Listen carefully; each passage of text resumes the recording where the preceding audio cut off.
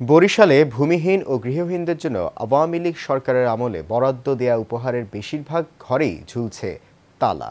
সেখানে থাকছেন না বরাদ্দ পাওয়া লোকজন। তাই বরাদ্দ বাতিল করে এসব ঘর নতুনদের দেয়ার দাবি স্থানীয়দের। বরিশাল থেকে অপূর্ব বারোয়ের ক্যামেরায় কামরুজ্জামান ডলারের রিপোর্ট, জানাচ্ছেন সঞ্জিতা হক।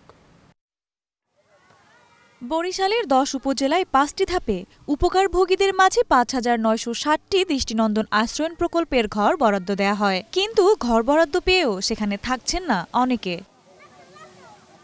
সদর উপজেলার চরআবদানি আশ্রয়ণ প্রকল্পের ২৭২টি ঘর বরাদ্দ হলেও বেশিরভাগ ঘরে ঝুলছে তালা, আর বাকি ঘরে যারাই থাকছেন তারাও ভাড়াটিয়া। ২৬৪টি ঘর এর মধ্যে মনে করেন ৫০-১০০ ঘরের লোক আছে, আর তা সবই খালি।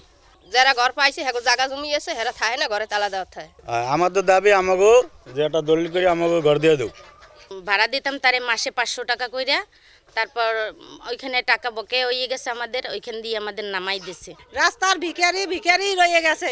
এখন আমরা চাই আপনাকে ধারে অনুরোধ, ভূমিহীন জানি না থাকে। যারা ভূমিহীন অথবা গৃহহীন নয় এমন কেউ ঘর পেয়ে থাকলে তদন্ত সাপেক্ষে প্রয়োজনীয় ব্যবস্থা নেওয়ার কথা জানান জেলা প্রশাসক। আমার কাছে অভিযোগ আসলে যে সরকারি কর্মকর্তা বা যারা ভূমিহীন বা গৃহহীন নয় তারা যদি ঘর পেয়ে থাকে তারা এটা নীতিমালার পরিপন্থী হয়েছে।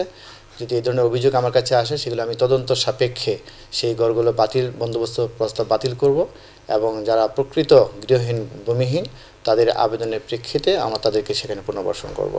প্রকৃত ভুক্তভোগীরা ঘর বরাদ্দ না পেলেও পেয়েছেন তৎকালীন আওয়ামী লীগের লোকজন। তাদের বরাদ্দ বাতিল করে নতুনদের বরাদ্দ দেওয়ার দাবি ভূমিহীন গৃহহীনদের।